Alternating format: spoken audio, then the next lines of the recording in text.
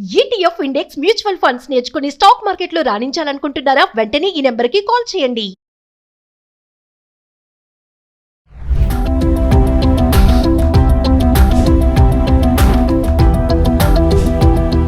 నమస్తే, welcome back to Suman TV. ప్రస్తుతం మనతో పాటున్నారు consumers affairs committee chairman Mandari Krishna Reddy గారు. నమస్తే సార్. నమస్తే అమ్మా. సార్, మనం ఒక వీడియో చేసాం పోస్ట్ ఆఫీస్ స్కీమ్ గురించి. 40 years నుంచి 65 years వాళ్ళకి. ఈరోజు ఏంటంటే సీనియర్ సిటిజన్ సేవింగ్ స్కీమ్, 65 సంవత్సరాలు పైబడిన వాళ్ళకి అసలు ఏంటి ఆ స్కీమ్ గురించి, ఎంత ఇంట్రెస్ట్ ఇస్తారు, ఎంత కట్టాలి, అంటే ఒక్కసారి కట్టేస్తే చాలు మీకు మంచి రిటర్న్స్ వస్తాయని చెప్పేసి చెప్తున్నారు. ఒకసారి ఆ వివరాలు. ఇది గవర్నమెంట్ ఎంప్లాయీస్కి ప్రత్యేకంగా చేసినటువంటి ఒక స్కీమ్. ఎవరైనా గవర్నమెంట్ ఎంప్లాయీ తన రిటైర్మెంట్ బెనిఫిట్స్, రిటైర్డ్ అవ్వడం కానీ, లేకపోతే తను వాలంటరీ రిటైర్మెంట్ అంటే 50 years తర్వాత వాలంటరీ రిటైర్మెంట్ తీసుకున్న వాళ్ళు కానీ, లేదా మనం సోల్జర్స్ ఎవరైతే వెళ్తారో అంటే దేశ రక్షణ కోసం పాటుపడుతున్నారో వాళ్ళు కొంచెం ముందుగా రిటైర్డ్ అయ్యే అవకాశాలు ఉంటాయి. అలా రిటైర్డ్ అయిన వాళ్ళు కూడా కొంతమందికి ఇది వర్తించేట్టుగా ఏర్పాటు చేశారు.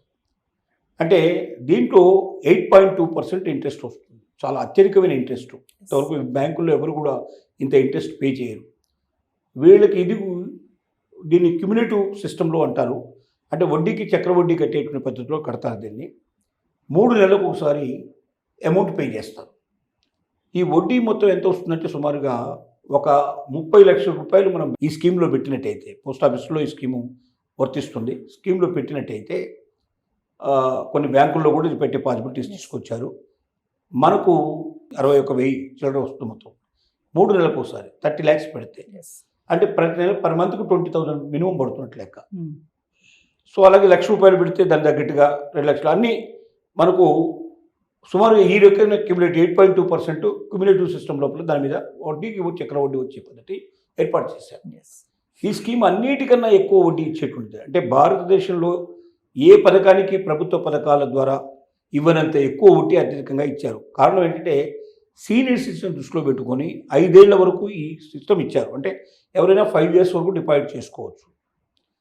5 years దాటిన తర్వాత ఇంకా 3 years వరకు కూడా దీన్ని కంటిన్యూ చేసుకునే అవకాశం ఉంది.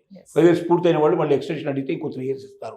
8 years వరకు పాసిబిలిటీ ఇచ్చారంటే దీంట్లో ఏంటంటే ఒకవేళ మధ్యలో కావాలని ఎవరిని అనుకుంటే కూడా డబ్బుని కొంచెం కట్ చేసి ఇస్తారు. ఎందుకంటే వీళ్ళు ఇంత వడ్డీ ఇచ్చేందుకు సిద్ధపడి దాంట్లో పెట్టారు కాబట్టి 5 ఏళ్ల పాటు డబ్బులు ఉంటాయని ఏం చేస్తుంది గవర్నమెంట్, దీన్ని వేరే దాంట్లో ఇన్వెస్ట్ చేస్తుంది.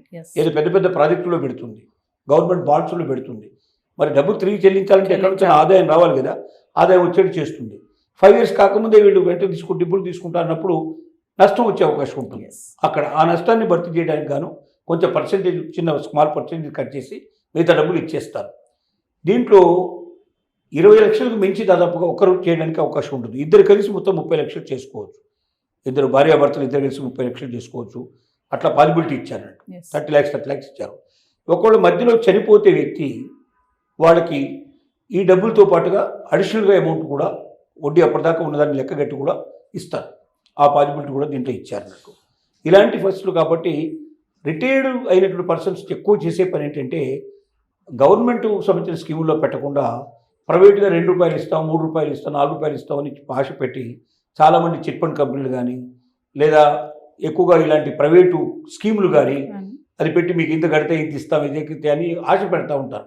అలాంటి స్కీముల్లో కట్టి ఉన్న డబ్బంతా పోగొట్టుకొని ఆత్మహత్యలు చేసుకున్నటువంటి వాళ్ళు కూడా సీనియర్ సిటిజన్ చాలామంది ఉన్నారు.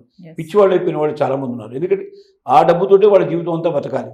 వాళ్ళ జీవితం చివరి దాకా బతకడానికి ఏర్పాటు చేసుకున్న డబ్బులు మధ్యలోనే పోతే వాళ్ళు బతకడమే చాలా కష్టమైపోయి అడుగుతున్నటువంటి స్థితికి రావడం, అది అంతకన్నా ఆత్మహత్య బెటర్ దాన్ని ఆశ్రయించినట్టు జరుగుతున్నాయి. కాబట్టి ప్రతి రిటైర్మెంట్ ఎంప్లాయీ ఇంతకన్నా గొప్ప స్కీమ్ ఉండదు. ₹20,000 పర్ మంత్ వస్తుంది. 30 లక్షలు పెట్టుకుంటే 20,000 రూపాయలు పర్ మంత్ వస్తుంది. 3 నెలలకు ఒకసారి 60,000 చిల్లర వస్తుంది.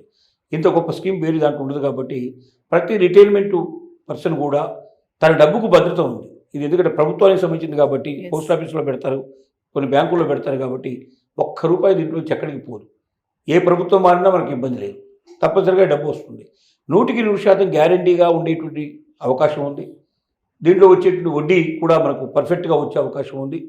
కాబట్టి దీనికి ఇంకా గవర్నమెంట్ నుంచి కూడా ఇంకే రకమైనటువంటి ఇబ్బందులు ఉండవు మనం. ఎందుకంటే మళ్ళీ ఇన్కమ్ ట్యాక్స్ కట్టాల్సిన అవసరం కూడా ఉండదు. దాంట్లో రాయితీ కూడా ఇస్తారు. దీంట్లో ఓన్లీ రిటైర్డ్ పర్సన్స్కు మాత్రమే అవకాశం ఉంది. విఆర్ఎస్ తీసుకున్న వాళ్ళకు కూడా ఈ అవకాశం ఉంది. 50 ఏళ్ళ తర్వాత తీసుకున్న వాళ్ళకి, తర్వాత ఆర్మీలో పనిచేసే వాళ్ళు, సోల్జర్స్లో ఉండేవాళ్ళు, దేశ రక్షణలో ఉండేటువంటి వాళ్ళకు కూడా రిటైర్ అయిన పర్సన్కి, వాళ్ళకి వాలంటీర్ రిటైర్మెంట్ కానీ రిటైర్ అయిన పర్సన్స్ కానీ పాసిబిలిటీస్ ఉన్నాయి. వాళ్ళందరూ దీన్ని ఉపయోగించుకొని తప్పనిసరిగా తన జీవితాల్లో ఆనందమయం చేసుకోవాలని మనం కోరుకుంటున్నాం. మామూలుగా సార్ పోస్ట్ ఆఫీస్కి వెళ్తే అంటే ఇలాంటి వాటి గురించి మనం సంప్రదించాలంటే అక్కడ ఎవరిని కలవాల్సి వస్తుంది సార్? అసలు పోస్ట్ ఆఫీస్లో జనరల్గా దానికి సంబంధించిన డిజిగ్నేటెడ్ పర్సన్ ఉంటాడు. ఏ పర్సన్ అనే వివరాలు చెప్పడానికి ఒక పర్సన్ ఉంటాడు. లేదంటే పోస్ట్ మాస్టర్నే మెయిన్ పర్సనే కలిసినట్టయితే ఓకే, అతనికి తప్పనిసరిగా వివరాలు తెలిసే అవకాశం ఉంది. కింది వాళ్ళకి అవకాశాలు లేవు, తక్కువ. పోస్ట్ మాస్టర్కి ఇవన్నీ తెలుస్తాయి సార్? పోస్ట్ మాస్టర్కి సహజంగా తెలుస్తాయి. కాకపోతే పల్లెటూరులో ఉండే పోస్ట్ మాస్టర్స్ అంత అప్డేట్ చేసుకోవడానికి కొంచెం ఆ నాలెడ్జ్ సరిపోతుందో చెప్పడం కష్టం.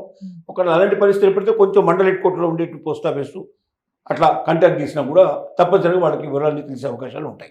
ఎందుకంటే కొంతమంది కామెంట్స్ పెడుతున్నారు సార్ మనం చేసిన వీడియోకి, ఏంటంటే పోస్ట్ ఆఫీస్కి వెళ్తే సరిగ్గా వాళ్ళు మమ్మల్ని రెస్పాండ్ అవ్వరు, రెస్పాన్స్ తీసుకోరు, మమ్మల్ని ఇబ్బంది పెడతారని అంటున్నారు. అలాంటి వాళ్ళకి మీరు ఏమైనా చెప్తారా? అట్లా ఎక్కడైనా ఒక చోట జరిగితే ఉండొచ్చు కానీ అన్ని చోట్ల జరగవు. ఎందుకంటే వాళ్ళు కూడా ఇప్పుడు ప్రైవేటుగా సంస్థల కన్నా చాలా మించినటువంటి నాలెడ్జ్ వాళ్ళు సంపాదించుకుంటున్నారు. పోస్ట్ ఆఫీసులు బ్యాంకులాగా పనిచేసే స్టేజ్కి వచ్చేసాయి. వాళ్ళు కూడా సాఫ్ట్వేర్ అంతా ఉపయోగిస్తున్నారు. పాత వాళ్ళు ఉంటే వాళ్ళకి అప్డేట్ చేశారు నాలెడ్జ్. ఎక్కడైనా 1-2 పోస్ట్ ఆఫీసులు జరిగే అవకాశం ఉంది కానీ 99% జరగవు. ఒకవేళ చిన్న పోస్ట్ ఆఫీసులో వాళ్ళకి ఇన్ఫర్మేషన్ దొరకకపోతే కొంచెం పెద్ద పోస్ట్ ఆఫీస్ అంతగా ఉండేదానికి కాంటాక్ట్ చేస్తే తప్పనిసరిగా వాళ్ళకి వివరాలని తెలిసే అవకాశాలు ఉంటాయి. Thank you sir.